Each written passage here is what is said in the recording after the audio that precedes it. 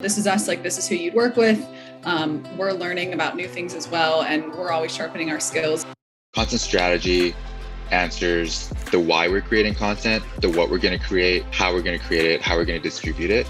As you start putting content out, you might learn things and realize, oh, actually, this distribution method doesn't work. Let's go try another method. But I look at it as answering the question, how are we going to win? Right? We're going to invest a lot of money and time into this. What's going to make us actually make this a success and make this pay us back and be worthwhile? It's not one and done. We always go back to it. We always build on it. And it ultimately changes over time. But I'd say that's a good place to start when tackling content.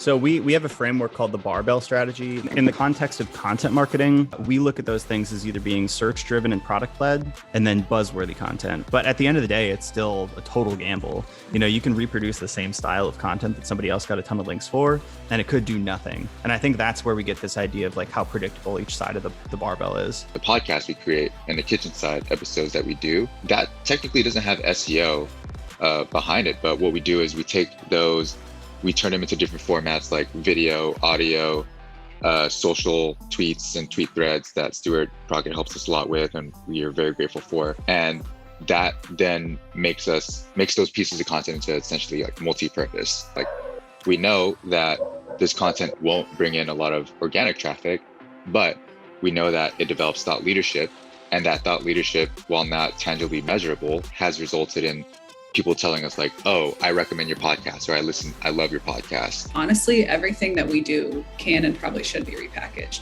because it all comes down to like leveraging it as much as we can, meeting people where they are and how they like to consume content. The point here is that you want to buy what you can't create. And the bigger point is that you want to outsource what you don't want to do, what is not your core specialty. Not every company should be a media company.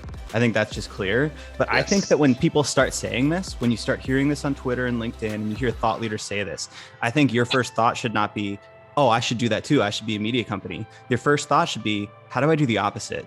How do I go completely under the radar and still build an incredible company without doing the media thing? As an agency, we are the product. Yeah, everyone says every business is a media, like every company is a media company. It's like, yeah, but not every company is a good media company. Like the ones that are really focused on that are the good ones, like The Hustle.